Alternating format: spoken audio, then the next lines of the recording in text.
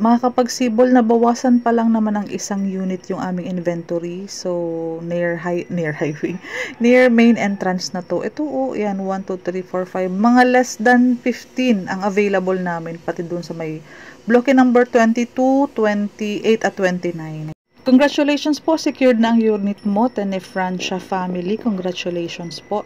Si Haberto family po is kaka-reserve lang pero nag-loan document signing na. Si Suarez family po for loan document signing na din po sila. So early next year or hahabol ng December, ma-loan take out na po sila. Ganun po kami nagmamadali sa Pagsibol Village. Ito mga example ng expanded na yung ating harapan, gilid, pati yung sa kusina. Ganyan po kalaki ang magiging excess lot sa harapan, sa gilid. Ayan po, one carport, pwedeng maging isang bedroom pa yung baba, pwede maging dining, pwede maging extension ng kitchen, kayo pong bahala, basta po ang maganda, may excess lot po ang service area natin. Kapag naka-turnover na, pwede ka na pong mag-start ng renovation. Madami naman po accredited contractor dito, magpa-legit check lang po kayo. Habol na, RFO na po, gawa na yung mga bahay.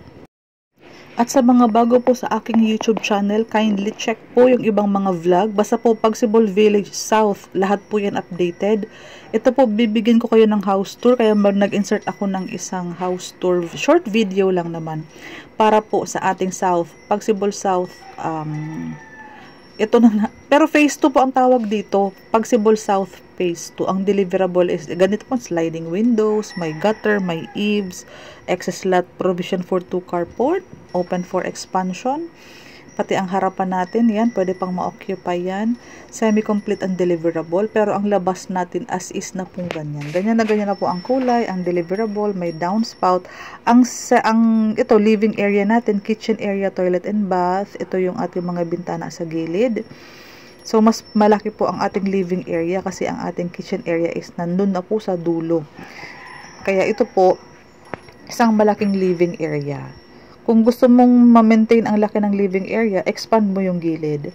Full toilet and bath, mas pinalaki po ang sukat ng toilet and bath compared sa ibang project. So, ito po ang ating kitchen area.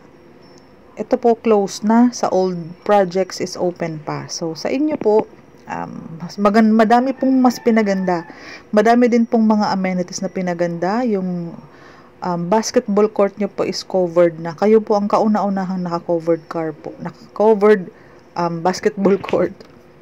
So, ito po. Daily ang tripping, daily ang reservation. May office kami po sa Naik, Cavite. Malapit dito sa Pagsibol South 2. Bintana. Ganyan po. Provided na maliwanag ang sa may hagdanan natin.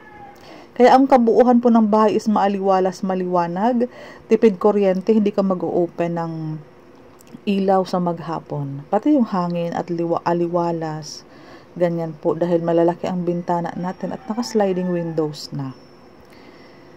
Ito po, provision for 2 bedrooms. Ang mga butas po ng ating aircon is may socket. May saksakan na po yan sila. At may mga saksakan na din po ang ating mga rooms. Ito yung kusina, ito yung CR, ito naman yung ating excess lot dito po. Ayan ang view from the top, ganyan po ang excess dito. Provision for 2 carport, pero po pwede mo ipa-expand yung kalahati para ma-maximize mo. Gawin mong dining area. Pwede may family nook pa doon kasi malaki pag hinati yun. So, daily tripping po, haba pong may available kaming units, hindi po kayo naka-line up. As in, may sarili po kayo agad unit kapag nag-reserve kayo. Wala ka pong aantayin. Nagmamadali kami ngayon kasi for filing na po siya on November 18 po. Filing na sa Pag-ibig. Kasi yung timeline namin is, may timeline sila kung kailan sila magpa-filing. So, kami po, benta lang ng benta, yung mga gustong mabilis maka-turnover, yung mga nangungupahan. Ito po yung excess lot natin. Pati yung sa harapan, may excess lot ka po dyan. Ganyan po ang kabuuhan ni Pagsibol Village South Phase 2 RFO. Gawa na ang mga bahay. Naghahanap kami ng buyer. I-message nyo po ako directly. Facebook link na sa baba, pati yung Viber, pati yung WhatsApp. Tawagan nyo po ako. Pero sa Messenger po, mas mabilis tayo makapag-uusap. At yung mga iba pong requirements, i-discuss ko pa sa inyo, i-qualify ko pa kayo.